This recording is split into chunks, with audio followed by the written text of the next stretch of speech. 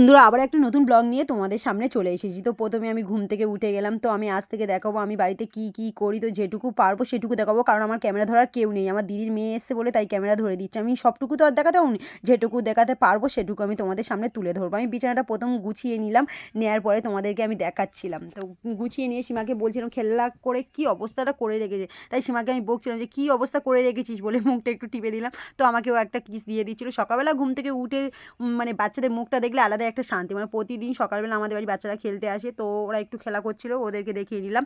তারপরে হচ্ছে আমার হাতটা কেটে গেছিলো, সীমাকে দেখাচ্ছিলাম মা দেখ না কতটা কেটে গেছে। তো সীমা দেখলো সেটা, তারপর আমি ঝেঁটিয়ে নিচ্ছিলাম।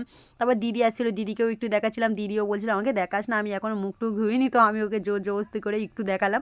তারপর আমি খাট টেবিলটা সুন্দরভাবে মুছে নিলাম, কারণ খাট টেবিলটা কেমন একটা হয়ে গেছে। তো মুছে নেওয়ার পরে আমি এখন একটু মাঠের দিকে যাবো। মাঠের দিকে গিয়ে দেখছি সীমা বাবা ধান পিটছে। উফ বাবা, আমরা কাজ করতে ভয় পাই, তো ও কাজ করার জন্য কত এক্সাইটেড, সারাক্ষণ ঝগড়া করে কাজ করব কাজ করব কাজ করব।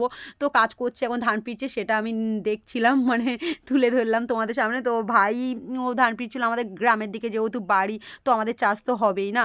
তো তারপরে এইগুলো আমি কাচবো, সেইগুলো তোমাদেরকে দেখিয়ে নিলাম। আমি এই জামা প্যান্ট 2 বালতি জামা প্যান্ট কাচবো, তারপর বাসনটা মাজবো। তাই সীমাকে বলছিলাম দেখ মা কত কাজ করবো আমি। সীমাও বলছিল তাই হ্যাঁ মাসিমণি তুমি কত কাজ করবে। তো আমি তারপর আমাদের পুকুরের জলটা কত সুন্দর, তোমরা শুধু একটু দেখো। মানে আমার খুবই ভালো লাগে, আমাদের পুকুরের জলটা পুরো কাঁচের মতন লাগে, মানে পুরো যেন আয়না। তো আমিও একটু দিচ্ছিলাম, নাটক করছিলাম। তো তোমরা কিছু মনে করো না। তো তারপরে হচ্ছে বাসনগুলো একের পর এক মেজে নিলাম। মেজে নেওয়ার পরে আমি এবার ধুয়ে নেবো। মানে আমি একটু যেটুকু যেই কাজগুলো আমি আর কি করি তোমাদের সামনে সেইগুলো তুলে ধরছি। তোমরা মানে তোমরা বলবে যে তুমি বাসন মাজো সেইগুলোও তুলে ধরছো, তো কী করবো বলো, বাড়িতে যেটাই করি সেটা তো তুলে ধরবো না। তো তারপরে ভালো করে বেডশিটগুলো কেচে নিলাম। বেডশিটগুলো যেহেতু বিছানায় ছিল অনেক দিন নোংরাও হয়ে গেছে, কেচে নেওয়ার পরে ভালো করে ধুয়ে নিচ্ছি। নেওয়ার পরে আমি যেটুকু পারলাম তোমাদের সামনে তুলে ধরলাম। তো ভিডিওটা ভালো লেগে থাকলে লাইক, কমেন্ট অ্যান্ড শেয়ার করতে একদম ভুলবে না।